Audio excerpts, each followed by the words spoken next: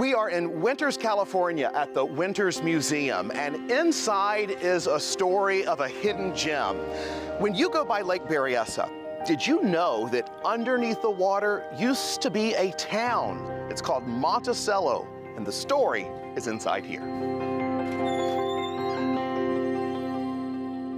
In its prime, Monticello was a thriving community, home to about 500 people in the 1940s and early 50s. But you could say Monticello died young.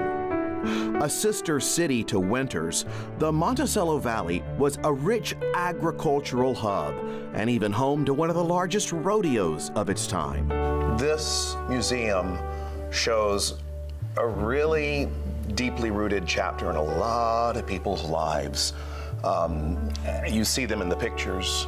You see some of the last people leaving. Yeah. You see homes being moved out. You see families walking away from their property. And you see even cemeteries being dug up and moved.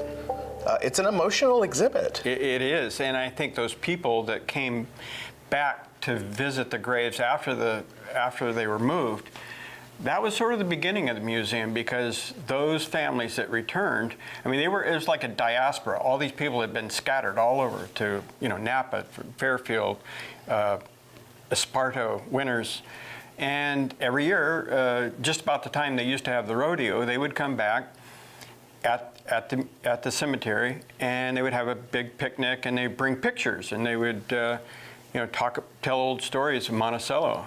Those stories live on, thanks to Remembering Monticello, a display of memories from days gone by inside Winters Museum.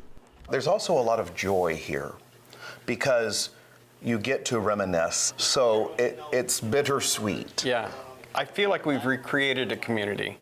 Got Henry's hat, my grandpa's hat, and my dad's hat. They're kind of like the storytellers for me growing up.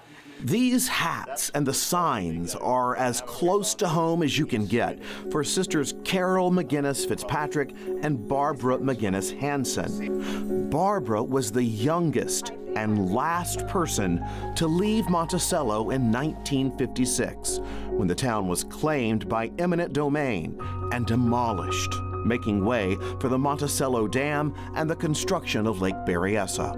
Right here, tell me about this.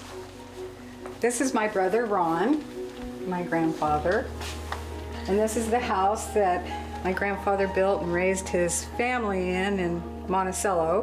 When you look at these things, what do you feel when you see these pictures that were right here in you and right here? Uprooted. Yeah. Sadness. Is it emotional? Oh, very, yes. Because I still see, when you talk about it, I still see the tears in your eyes. I see water. Yeah.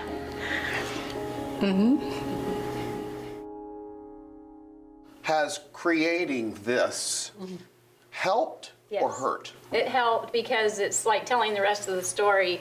Is when everybody left, all the relatives and friends, they all had to go and move everywhere else, and now that people are coming back in, we're finding new relatives and stories that are put together now. I think what we're trying to show here is that impact was quite severe. That impact, they paid a heavy price for it. They lost a community, and we're trying to recreate that for people to appreciate. And here's the valley, Berryessa Valley, and all of that is filled with water. That's right, yeah. Probably 150 feet underwater. Monticello, named after the home that Thomas Jefferson built, Monticello, was incorporated in 1866, and within a decade, the town was off and running. What are some of your favorite things that you discovered along the way in here? I'm glad you asked. My favorite thing, it's sort of like my little thing. Dorothy Lang was commissioned by Life magazine to do a study of the destruction of the town. And she took 185 photos. Perkle Jones took around 2,000 photos. Wow. The two of them went up there, and little by little they started documenting what was going on as people were moving out. And so they did a very professional, very dramatic group of photographs that are compelling, they're dramatic, they're obviously because the people at that time understood what was going on. Life magazine never published the images, but all of them are here at the museum and online at the Winters Enterprise newspaper. When you go by Lake Berryessa, when you drive around and you can see it, you see the big glory hole there in the middle and the dam and everything, this was underneath. The valley was underneath. Well, it's an untold story that most people who do drive by have no clue. What is the main thing you want those people to know?